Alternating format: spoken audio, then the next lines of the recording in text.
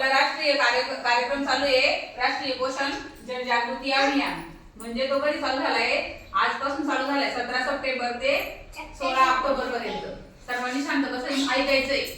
तर आपल्याला आहे ना, हे कशासाठी घ्यायचा आहे कार्यक्रम? म्हणजे हा फक्त 1 महिन्यासाठी नसतो, पण आता हा दाखवण्यासाठी 1 महिन्याचा घेतोय. आपल्याला तो लगातार त्याच्यावर म्हणजे अंमलबजावणी करायची आहे. आपल्याला तो सातत्याने घेत राहायचा आपल्या कुटुंबासाठी.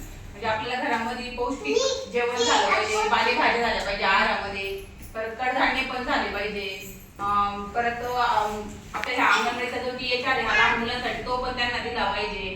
गरोदर मातेला चौरस आहाराची गरज राहते, तो चौरस आहार पण गरोदर मातेने घेतला पाहिजे. स्तनदा मातेला पण पोटभर जेवण दिलं पाहिजे, कारण तिचं कसं आहे, तिला बाळाचं पण पोट भरायचं असतं, स्वतःचं पण भरायचं असतं. तर तिला काय करायचंय का, थोडं जास्त जेवण करायचंय. म्हणजे तिने पोटभर जेवण केलंच पाहिजे, कारण तिला बाळाचं पण पोट भरायचंय, स्वतःचं पण भरायचंय. त्याच्यामुळे तिचं जेवणाची क्वांटिटी जास्तच राहिली पाहिजे. आणि जी स्तनदा माता आहे ना, स्तनदा माता जेव्हा बाळ 6 महिन्याचं होतं ना, तर त्या बाळाला आहे ना आईच्या दुधाबरोबर त्याला जेवण पण द्यायचंय. जेवण कसं आपल्यासारखं घट्ट असं घेणार मऊ आणि घट्ट आहार द्यायचा राहतो त्याला शिजून. आणि जोपर्यंत बाळ 6 महिन्याचं होत नाही तोपर्यंत त्याला फक्त आईचं दूध द्यायचंय. त्याच्यानंतर त्याला म्हणजे त्याच्या व्यतिरिक्त काहीच द्यायचं नाही, आईच्या दुधा व्यतिरिक्त काही द्यायचं. म्हणजे बाळ पुढे जाऊन कधीच आजारी पडत नाही. जर समजा आपण जर त्याला काही पाणी पाजलं, तसे घरातल्या आजी वगैरे बाळाचे होट करून त्याला थोडं पाणी पाजू, अजिबात नाही. त्याची आईच्या दुधामध्ये ना त्याची ताण पण भागते आणि त्याचं पोट जेवण पण भागतं. म्हणजे त्याच्यामुळे त्याला दोन्ही पण दिले राहते. त्याच्यामुळे आपण त्याला दुसरं काहीच द्यायचं नाही राहत. जेव्हा ते 6 महिन्याचं पूर्ण होईल त्यावेळेसच त्याला आईचं दूध पण द्यायचं आणि वरचा आहार पण द्यायचा आहे. तसंच गरोदर मातेला पण तिने पण आहे ना व्यायाम केला पाहिजे, लसीकरण पूर्ण केलं पाहिजे, तिने जेवण पण व्यवस्थित घेतलं पाहिजे.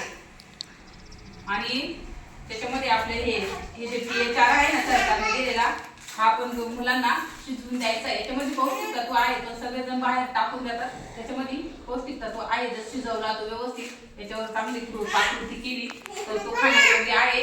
असं वाटतंय खाण्यायोग्य नाही, पण तो खाण्यायोग्य आहे. त्याच्यामध्ये सगळं पौष्टिक तत्व आहे. पण करायचं म्हणजे आपल्याला असं दिसताना ते जरा वेगळं दिसतं. त्याच्यामुळं पण आपले थोडंसं तांदळामध्ये जास्त पाणी वगैरे टाकून जर शिजवला तो मऊ शिजला तर तो चांगला लागतो, खाल्ला पाहिजे. आणि आपल्या घरच्यांचं पण आरोग्याची आपण काळजी घेतली पाहिजे. घरच्यांचं आरोग्य आपल्याच हातात असतं. त्याच्यासाठी घरच्यांच्या आरोग्याची काळजी घेण्यासाठी आपण स्वतःची पण काळजी घेतली पाहिजे. आपली स्वतःची काळजी कशी घ्यायची?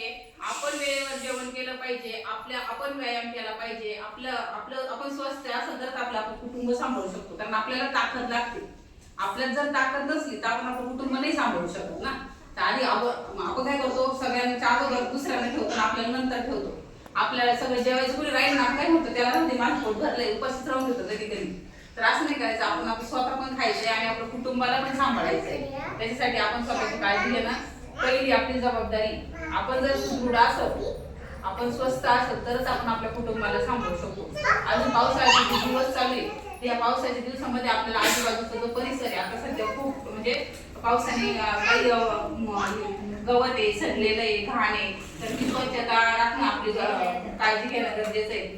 आपलं राऊंड ऑफ मारणं वगैरे, आपलं जे पाणी आहे त्याच्यामध्ये मेडिक्लोरचा उपयोग करून आपण ते पाणी प्यायचंय. घरामध्ये आपण काही ॲरो आहे त्यांचं ठीक आहे, पण त्यांच्याकडे ॲरो नाही आहे तर त्यांनी मेडिक्लोरचा वापर करायचा आहे पाण्याचा आणि ते पाणी प्यायचंय.